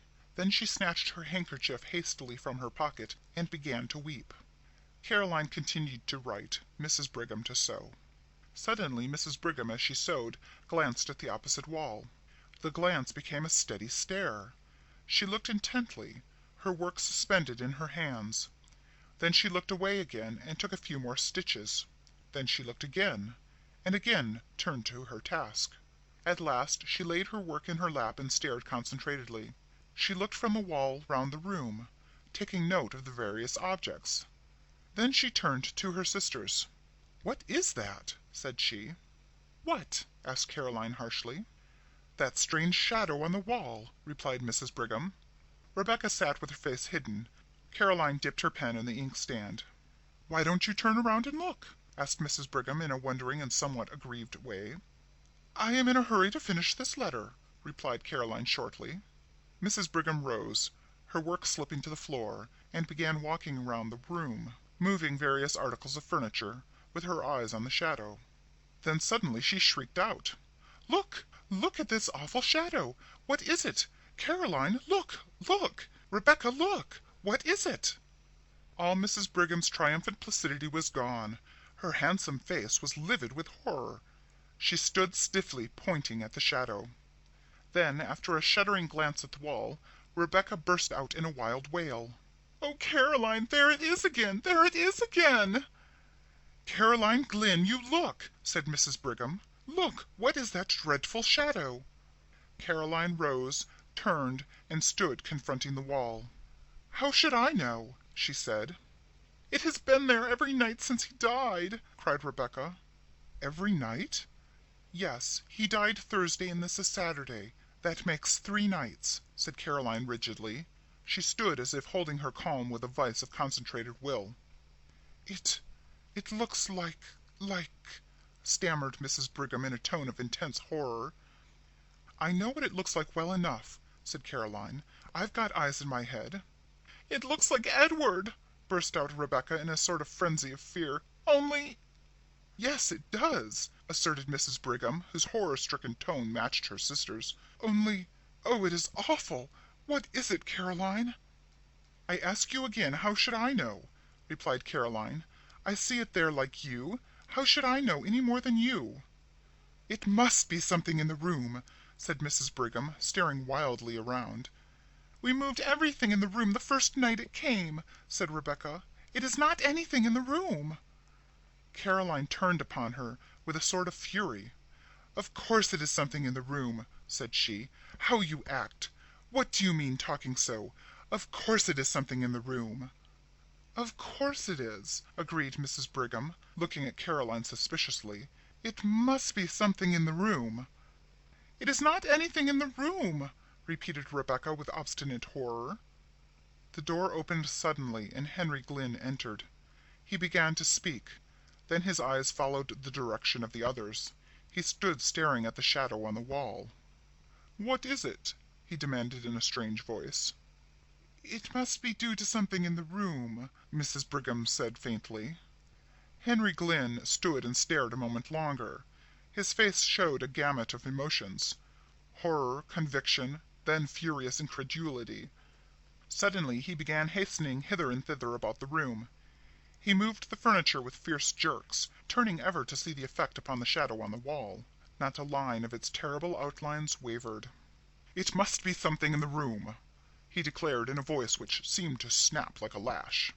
His face changed. The inmost secrecy of his nature seemed evident upon his face, until one almost lost sight of his lineaments. Rebecca stood close to her sofa, regarding him with woeful, fascinated eyes. Mrs. Brigham clutched Caroline's hand. They both stood in a corner out of his way. For a few moments he raged about the room like a caged wild animal. He moved every piece of furniture. When the moving of a piece did not affect the shadow, he flung it to the floor. Then suddenly he desisted. He laughed. "What an absurdity!" he said easily. "Such a to-do about a shadow!" "That's so," assented Mrs. Brigham, in a scared voice which she tried to make natural. As she spoke she lifted a chair near her. "I think you have broken the chair that Edward was fond of," said Caroline. Terror and wrath were struggling for expression on her face. Her mouth was set, her eyes shrinking. Henry lifted the chair with a show of anxiety. "Just as good as ever," he said pleasantly. He laughed again, looking at his sisters. "Did I scare you?" he said. "I should think you might be used to me by this time. You know my way of wanting to leap to the bottom of a mystery, and that shadow does look queer, like... and I thought if there was any way of accounting for it, I would like to without any delay." "You don't seem to have succeeded," remarked Caroline dryly, with a slight glance at the wall. Henry's eyes followed hers, and he quivered perceptibly. "Oh, there is no accounting for shadows," he said, and he laughed again. "A man is a fool to try to account for shadows." Then the supper bell rang, and they all left the room. But Henry kept his back to the wall, as did, indeed, the others. Henry led the way with an alert motion like a boy. Rebecca brought up the rear. She could scarcely walk, her knees trembled so. "I can't sit in that room again this evening," she whispered to Caroline after supper. "Very well, we will sit in the south room," replied Caroline. "I think we will sit in the south parlor," she said aloud. "It isn't as damp as the study, and I have a cold." So they all sat in the south room with their sewing. Henry read the newspaper, his chair drawn close to the lamp on the table. About 9 o'clock he rose abruptly and crossed the hall to the study. The three sisters looked at one another. Mrs. Brigham rose, folded her rustling skirts compactly around her, and began tiptoeing toward the door. "What are you going to do?" inquired Rebecca agitatedly. "I am going to see what he is about," replied Mrs. Brigham cautiously. As she spoke she pointed to the study door across the hall. It was ajar. Henry had striven to pull it together behind him, but it had somehow swollen beyond the limit with curious speed. It was still ajar, and a streak of light showed from top to bottom. Mrs. Brigham folded her skirts so tightly that her bulk with its swelling curves was revealed in a black silk sheath, and she went with a slow toddle across the hall to the study door. She stood there, her eye at the crack. In the south room Rebecca stopped sewing and sat watching with dilated eyes. Caroline sewed steadily. What Mrs. Brigham, standing at the crack in the study door, saw was this. Henry Glynn, evidently reasoning that the source of the strange shadow must be between the table on which the lamp stood and the wall, was making systematic passes and thrusts with an old sword, which had belonged to his father, all over and through the intervening space. Not an inch was left unpierced. He seemed to have divided the space into mathematical sections. He brandished the sword with a sort of cold fury and calculation. The blade gave out flashes of light. The shadow remained unmoved. Mrs. Brigham, watching, felt herself cold with horror. Finally Henry ceased and stood with the sword in hand and raised as if to strike, surveying the shadow on the wall threateningly. Mrs. Brigham toddled back across the hall and shut the south room door behind her before she related what she had seen. "He looked like a demon," she said again. "Have you got any of that old wine in the house, Caroline? I don't feel as if I could stand much more." "Yes, there's plenty," said Caroline. "You can have some when you go to bed." "I think we all had better take some," said Mrs. Brigham. "Oh, Caroline, what—" "Don't ask, don't speak," said Caroline. "No, I'm not going to," replied Mrs. Brigham. "But—" Soon the three sisters went to their chambers, and the south parlor was deserted. Caroline called to Henry in the study to put out the light before he came upstairs. They had been gone about an hour when he came into the room bringing the lamp which had stood in the study. He set it on the table and waited a few minutes, pacing up and down. His face was terrible, his fair complexion showed livid, and his blue eyes seemed dark blanks of awful reflections. Then he took up the lamp and returned to the library. He set the lamp on the center table, and the shadow sprang out on the wall. Again he studied the furniture and moved it about, but deliberately, with none of his former frenzy. Nothing affected the shadow. Then he returned to the south room with the lamp and again waited. Again he returned to the study and placed the lamp on the table, and the shadow sprang out upon the wall. It was midnight before he went upstairs. Mrs. Brigham and the other sisters, who could not sleep, heard him. The next day was the funeral. That evening the family sat in the south room. Some relatives were with them. Nobody entered the study until Henry carried a lamp in there after the others had retired for the night. He saw again the shadow on the wall leap to an awful life before the light. The next morning at breakfast Henry Glynn announced that he had to go to the city for 3 days. The sisters looked at him with surprise. He very seldom left home, and just now his practice had been neglected on account of Edward's death. "How can you leave your patients now?" asked Mrs. Brigham wonderingly.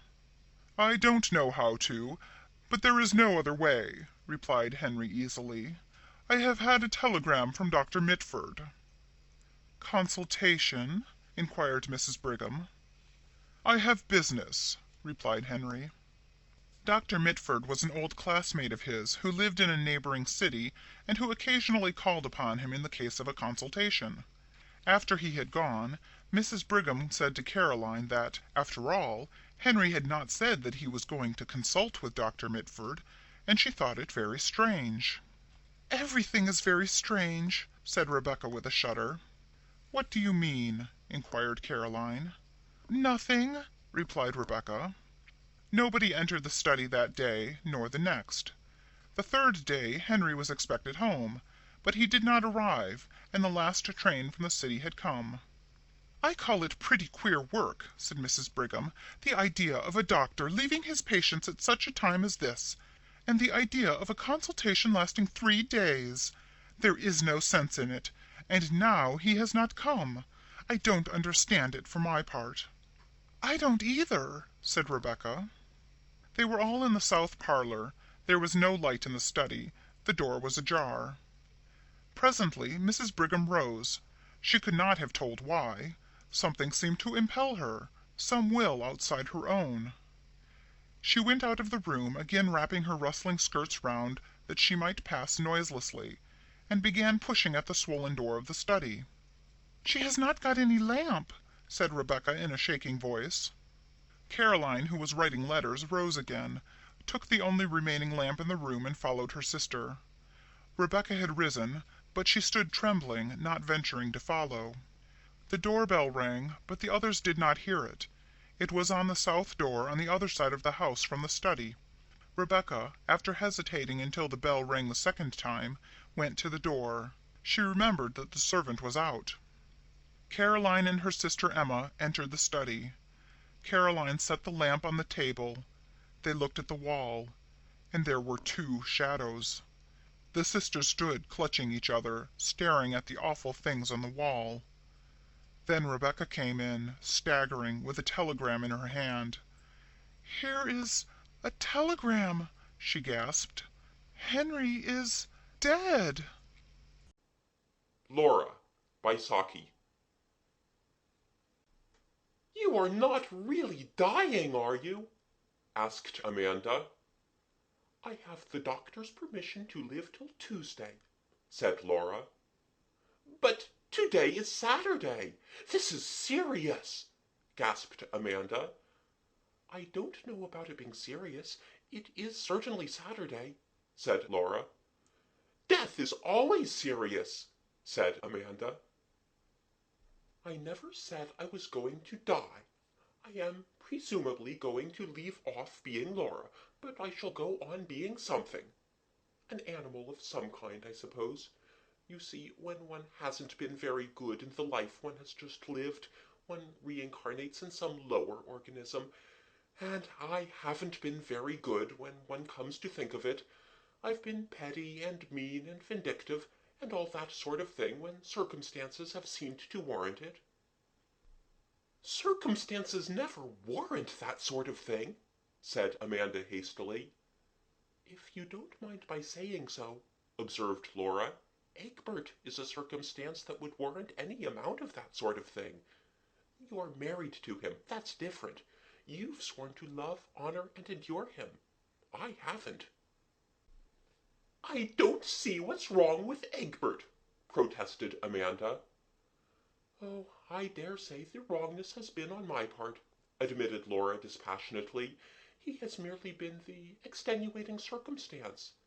He made a thin, peevish kind of fuss, for instance, when I took the collie puppies from the farm out for a run the other day.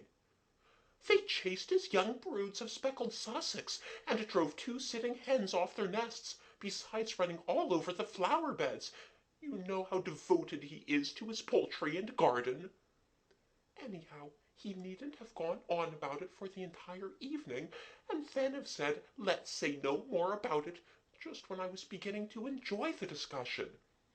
That's where one of my petty vindictive revenges came in, added Laura with an unrepentant chuckle. I turned the entire family of speckled Sussex into his seedling shed the day after the puppy episode. How could you? Exclaimed Amanda. It came quite easy, said Laura. 2 of the hens pretended to be laying at the time, but I was firm. And we thought it was an accident.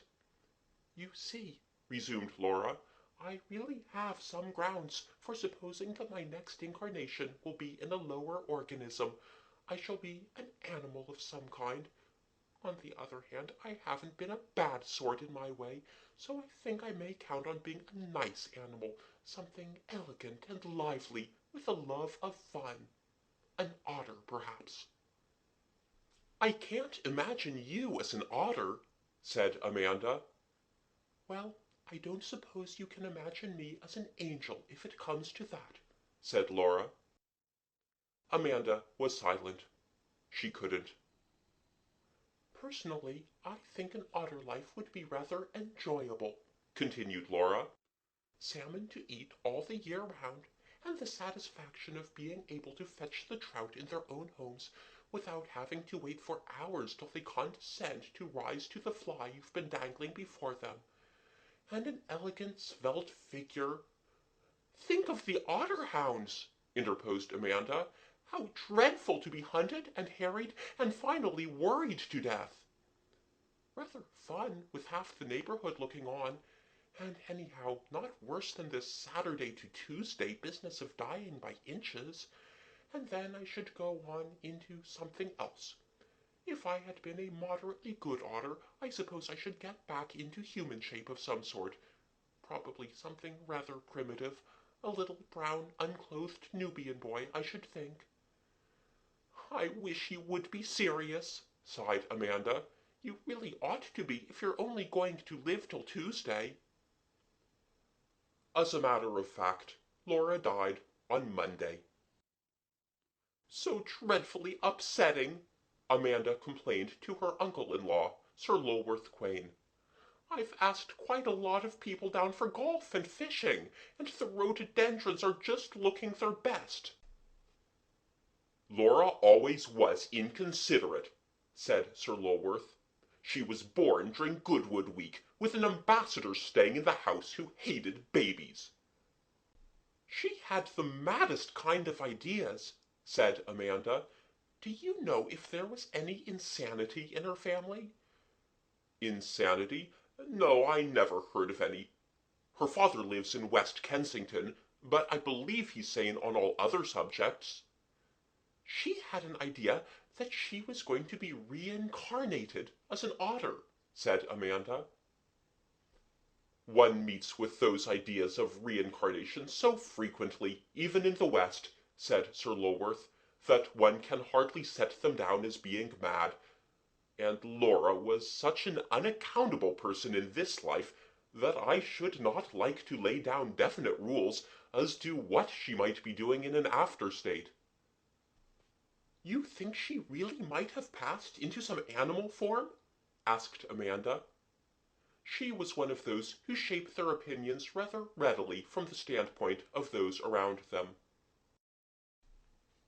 Just then Egbert entered the breakfast room, wearing an air of bereavement that Laura's demise would have been insufficient in itself to account for.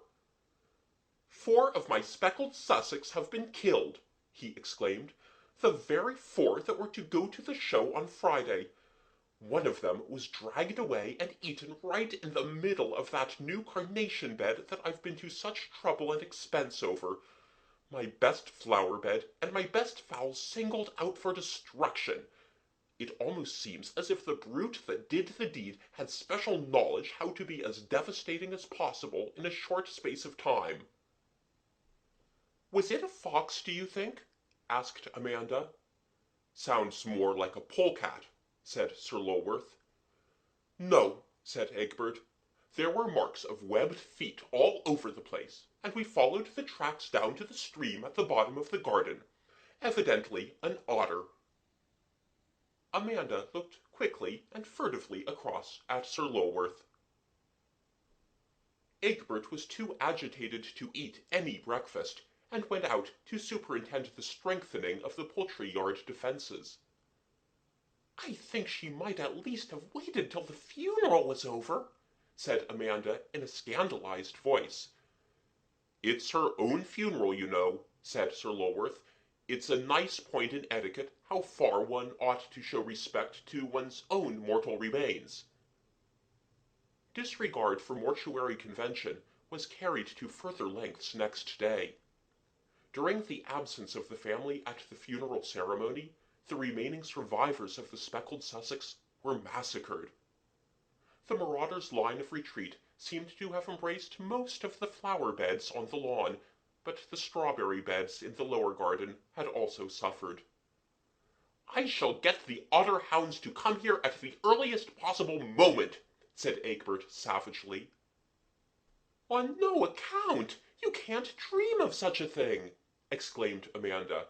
"I mean, it wouldn't do so soon after a funeral in the house." "It's a case of necessity," said Egbert. "Once an otter takes to that sort of thing, it won't stop." "Perhaps it will go elsewhere now there are no more fowls left," suggested Amanda. "One would think you wanted to shield the beast," said Egbert. "There's been so little water in the stream lately," objected Amanda. "It seems hardly sporting to hunt an animal when it has so little chance of taking refuge anywhere." "Good gracious!" fumed Egbert. "I'm not thinking about sport. I want to have the animal killed as soon as possible." Even Amanda's opposition weakened when during church time on the following Sunday the otter made its way into the house, raided half a salmon from the larder, and worried it into scaly fragments on the Persian rug in Egbert's studio. "We shall have it hiding under our beds and biting pieces out of our feet before long," said Egbert, and from what Amanda knew of this particular otter, she felt that the possibility was not a remote one. On the evening preceding the day fixed for the hunt, Amanda spent a solitary hour walking by the banks of the stream, making what she imagined to be hound noises. It was charitably supposed by those who overheard her performance that she was practicing for farmyard imitations at the forthcoming village entertainment. It was her friend and neighbor Aurora Burret who brought her news of the day's sport. "Pity you weren't out. We had quite a good day. We found it at once in the pool just below your garden." "Did you kill?" asked Amanda. "Rather. A fine she-otter. Your husband got rather badly bitten in trying to tail it. Poor beast, I felt quite sorry for it. It's had such a human look in its eyes when it was killed. You'll call me silly, but do you know who the look reminded me of? My dear woman, what is the matter?" When Amanda had recovered to a certain extent from her attack of nervous prostration, Egbert took her to the Nile Valley to recuperate. Change of scene speedily brought about the desired recovery of health and mental balance. The escapades of an adventurous otter in search of a variation of diet were viewed in their proper light. Amanda's normally placid temperament reasserted itself.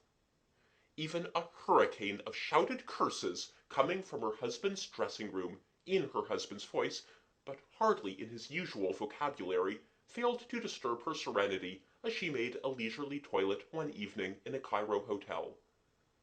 "What's the matter? What has happened?" she asked in amused curiosity. "The little beast has thrown all my clean shirts into the bath. Wait till I catch you, you little—" "What little beast?"